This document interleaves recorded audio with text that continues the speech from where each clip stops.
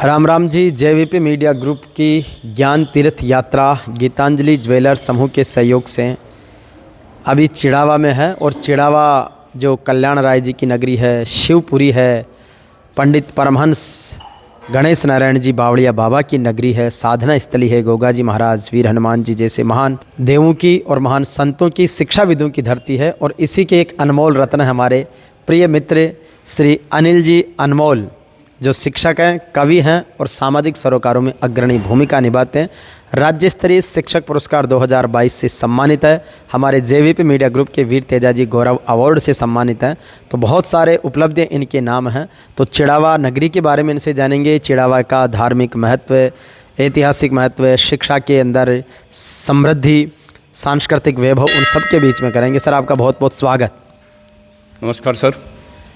किस तरीके से चिड़ावा नगरी का सांस्कृतिक वैभव है, शिक्षा का स्वरूप है और ऐतिहासिक अतीत है?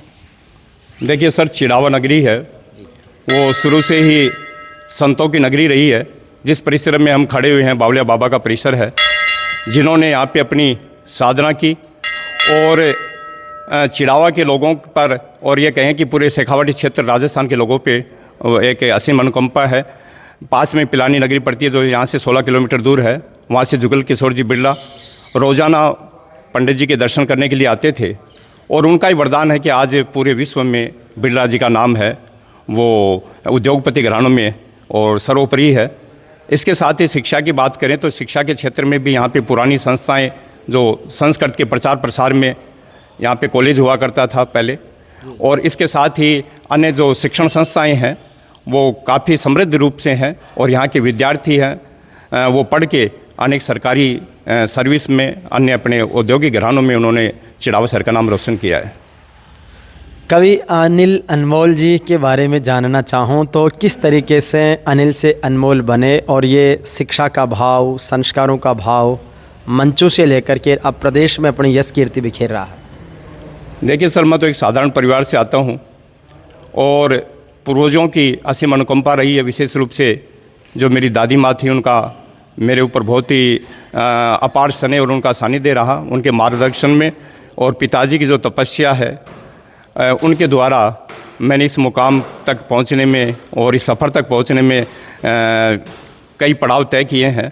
और बात है संस्कारों की, तो परिवार के जो संस्कार मिले वो निश्चित रूप से इस प्रकार के थे। और शुरू से एक मंशा थी कि मैं शिक्षा के क्षेत्र में जाऊँ, और ईश्वर ने वो पूर्ण की। उसके बाद में साहित्य के प्रति भी मेरा लगाव रहा है, जिस कारण से विभिन्न मंचों पर मुझे जाने का अवसर प्राप्त हुआ। अब जैसे जो बंधु हैं, जो मीडिया के बंधु हैं या कहें कि जो पत्रकार हैं, उनकी प्रेरणा मिली और साथियों से मुझे अनमोल नाम है वो मिला। और आज ईश्वर की कृपा है कि इस नाम से और एक मुझे पहचान मिल पाई है। मैं जानना चाहूँगा, घर पे आपके एक विशेष संस्कृत का श्लोक है, उसको आप स्वयं अपने मुंह से उच्चारित भी करें, उसका जो भाव है, अर्थ है, वो भी बताएं। वो जो श्लोक आपने पढ़ा लिखा हुआ है, उसमें क्या है कि जब मैंने वो ईश्वर की कृपा से जो घर का निर्माण किया, उस समय मेरे स्मृति से दादाजी सागरमल जी और स्मृति से जो दादी माँ थी सरस्वती देवी, और जो माँ मेरी इस दुनिया में नहीं है संतरा देवी, उनकी वो पुण्य स्मृति में मैंने वो श्लोक है, मेरे मौसा जी आदरणीय कैलाश जी चतुर्वेदी जी, उनके द्वारा वो रचित है। और उनमें मैंने उनको प्रणाम किया है कि उनका आशीर्वाद मेरे पर निरंतर बना रहे। और जिस प्रकार से उनका आशीर्वाद है, मैं उनको बार बार प्रणाम करता हूँ। श्लोक कभी बोला। सरबती सागरंचे वंदे पूज्य पितामहो मातरम संतरा देवी प्रणमामि मुहुर्मुहु।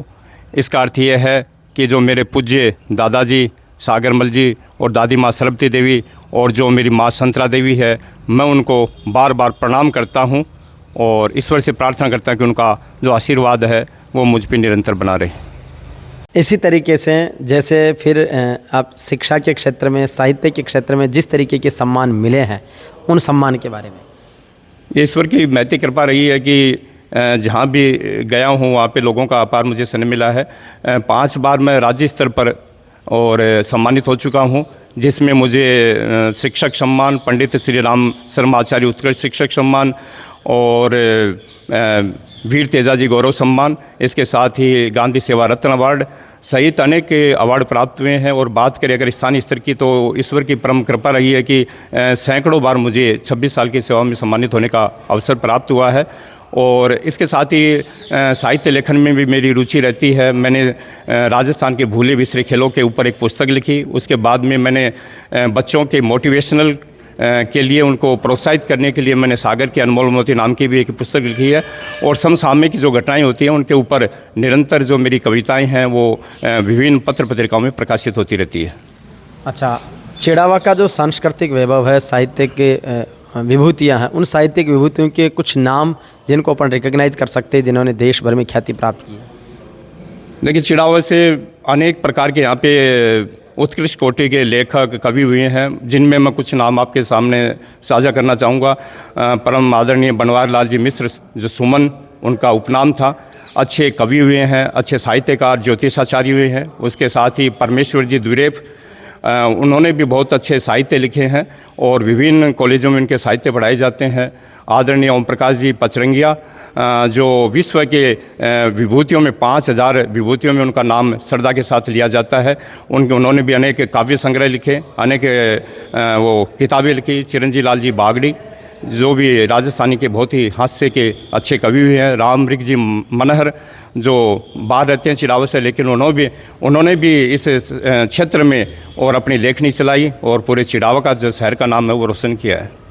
तो ऐसे बहुत सारे अद्भुत अनमोल रत्न हैं और निश्चित रूप से ये संतों की, देवों की शिक्षा की पावन नगरी है। इसमें आकर के हम कवि अनिल अनमोल जी के साथ में बहुत आनंदित और ऊर्जावान। आपको बहुत सारी बधाई, शुभकामनाएं।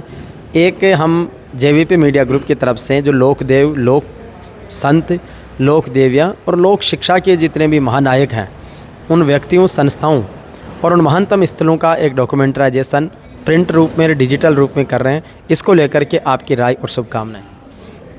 जिस मिशन में आप लगे हुए हैं उसके लिए मैं सर्वप्रथम आपको और तहे दिल से हार्दिक बधाई देना चाहता हूं, उसके लिए धन्यवाद ज्ञापित करना चाहता हूं।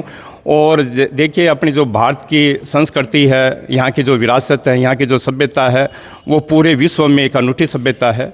और उसको आप अपने इस मिशन के माध्यम से जनमानस तक आप अपनी बात रख रहे हैं, तो निश्चित रूप से जो हमारी आने वाली पीढ़ी है अपनी संस्कृति से वो रूबरू होंगी। यहाँ की जो सांस्कृतिक धरोहर है उसकी जानकारी मिल पाएगी। तो मैं आपको चिड़ावा पधारे हैं और बावलिया बाबा के हम दरबार में खड़े हैं, मैं पुनः आपका हार्दिक धन्यवाद ज्ञापित करता हूं और आपसे आग्रह करता हूं कि जब कभी भी आप आएँ तो दोबारा यहाँ पे पधारें। बहुत बहुत धन्यवाद सर। बहुत बहुत धन्यवाद।